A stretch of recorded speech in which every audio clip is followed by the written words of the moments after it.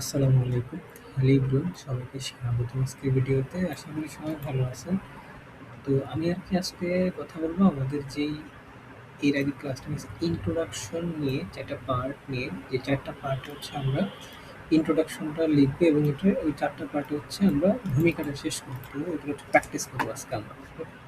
তো প্রথম হচ্ছে আমি যে প্র্যাকটিসটা করবো সেটা হচ্ছে আমাদের বাংলাদেশ নিয়ে। যেমন এখানে আমি বলাই আছে there are lots of various developing countries in the world. মানে পৃথিবীতে অনেক উন্নয়নশীল দেশ আছে। এরপরে লিখছে হচ্ছে বাংলাদেশ ইজ অফ দ্য, মানে বাংলাদেশ সেগুলোর ভিতরে একটা। ঠিক আছে? তো এখানে দুটো লাইন কিভাবে হলো এখানে?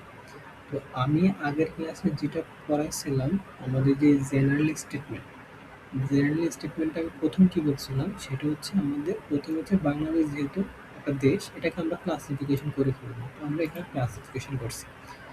এরপর হচ্ছে Bangladesh is one of the, এটাকে কি বলে? এটা ক্লোজ টু টপিক, মানে আমরা হচ্ছে যে টপিকটা থাকবে ওই টপিকটা মেনশন করে দেবো। যেমন সামনে বলছি যে হচ্ছে ডেমোক্রেসি নিয়ে, কোনো দেশে ডেমোক্রেসি আছে, কোনো দেশে ডেমোক্রেসি নেই। তো সেক্ষেত্রে হচ্ছে আমরা এটাকে টপিকটা মেনশন করে দেবো। ওকে, এরপর হচ্ছে নাম্বার 3 যেটা আছে some people say that this issue is positive, on the other hand some other deny that.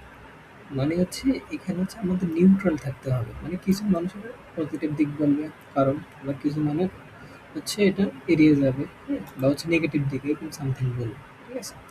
তো আমাদের যেটা থাকতে হবে এখানে নিউট্রাল, নিরপেক্ষ। মানে আমি আমার জায়গা থেকে ঠিক থাকবো, যা সেটা মানুষের কাছে ছেড়ে দেবো। মানুষ বলতেছে জাস্ট এটা নিরপেক্ষতার খাতিরে আমরা হচ্ছে এটা লিখবো। ঠিক আছে? তৃতীয় লাইনটা।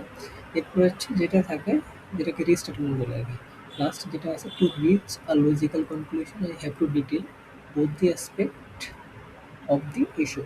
এটা হচ্ছে থিসিস স্টেটমেন্ট, মানে পুরা প্রবন্ধ বা হচ্ছে রচনা আমি কি প্রমাণ করবো। ঠিক আছে? পুরো রচনা কি প্রমাণ করবো তার একটা সেন্টেন্স আমরা এখানে লিখবো। যে সিদ্ধান্তটা দেবো সেটাকে সঠিক ইঙ্গিত এখানে আমরা খুব সুন্দর করে দেবো।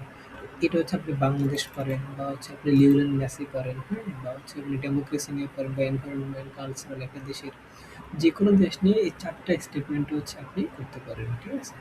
তো এরপর হচ্ছে আমরা আরেকটা প্যাসেজ নিয়ে কথা বলবো, সেটা হচ্ছে আমাদের লিওনেল মেসি নিয়ে ইন্ট্রোডাকশন এখানে। তো এটার প্র্যাকটিসের পরে পরবর্তীতে যে ক্লাসগুলো থাকবে ওগুলো আমি নেব। ইন্ট্রোডাকশনের পর আছে আপনার বডি ফর কনক্লুশন, এভাবে আর কি আমরা আগাতে থাকবো। ঠিক আছে?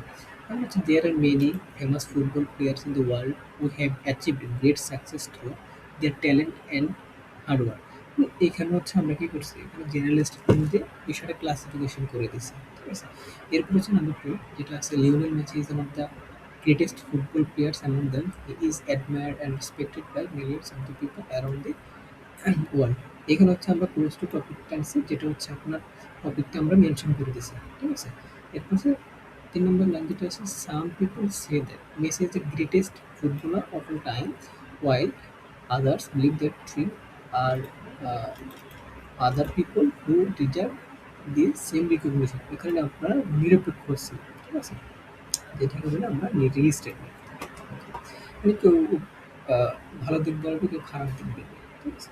এরপর হচ্ছে নাম্বার 4 যেটা আছে to reach a logical conclusion I would like to discuss both the achievement and contributions of Lionel Messi before giving my final opinion. এটা হচ্ছে আমরা হচ্ছে কি বিষয় আমরা এখানে ইঙ্গিত দেবো সেটা আর কি তুলে ধরা আর কি। পুরো রচনা আমরা কি মানে প্রমাণ করবো সেটা এক সেন্টেন্সে তুলে ধরা। তো ভিউয়ার্স আজকে এ পর্যন্ত রইলো। এইভাবে হচ্ছে আপনি অনেক ইন্ট্রোডাকশন গঠন করতে পারেন প্র্যাকটিস করলে। আমি মনে করি ৪-৫টা প্র্যাকটিস করলে সব কিছু অটোমেটিকভাবে চলে আসবে। তো পরবর্তী ভিডিওতে সবাইকে আমন্ত্রণ রইলো। আজকের ভিডিও পর্যন্তই। আসসালামু আলাইকুম।